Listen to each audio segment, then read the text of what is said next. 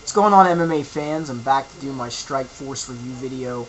I'm going to run over the 3 fights that we got to see. The Joe Riggs, Luke Stewart fight, of course, was taken off the card, so we did not get to see that fight.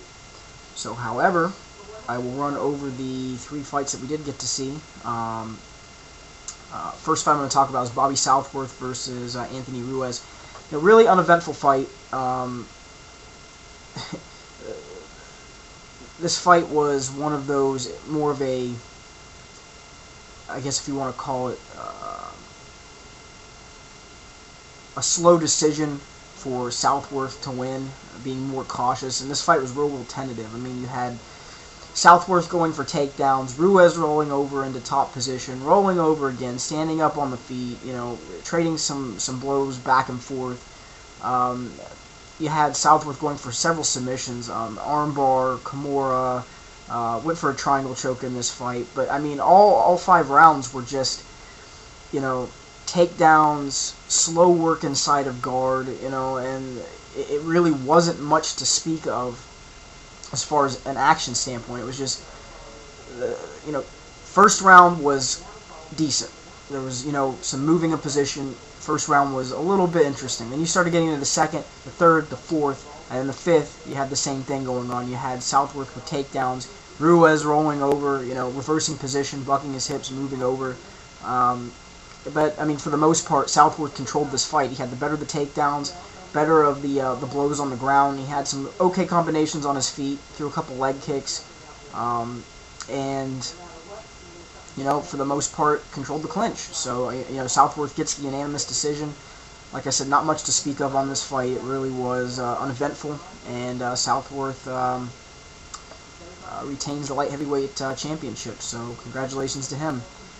Next fight, Billy Evangelista versus Nam Pan. Good fight. This was a back and forth battle, and you know, Evangelista showed some good skills in this fight. Very close, razor close split decision. The third round, I think you could have given either way. The first round, you know, Evangelista coming out, clinching, getting the takedown. You know, Pan pulling guard, trying to work some submissions, couldn't really get anything. Evangelista really was just, you know, throwing some good shots inside in the first round on the ground, and controlled Pan in the first round and won the first round, I think, pretty convincingly, 10-9. That's what I gave to Evangelista. The second round, you had Nam Pan coming out, throwing some pretty good combinations, some good punches, throwing a knee. You know, he just looked solid, and then, of course, we see Evangelista go in, you know, for another takedown. Gets in the clinch, and again getting the fight back down to the ground. But I think in that round, aside from the takedown, Nam Pan had more of the combinations, better of the stand-up, and I think he won the second round. And the third round was really what was up for grabs. Was you had Pan throwing good combinations, you had, you know, Pan defending the takedowns, which, you know, Evangelista almost had him down on the ground a couple times in this round, and then towards the very end of the round, you know, after Pan, you know, threw some pretty good combinations, you know, had some solid jabs. You know, Evangelista finally gets to the ground again, and then just starts working, you know, inside of Pan's guard, and just working slow. But you know, I think that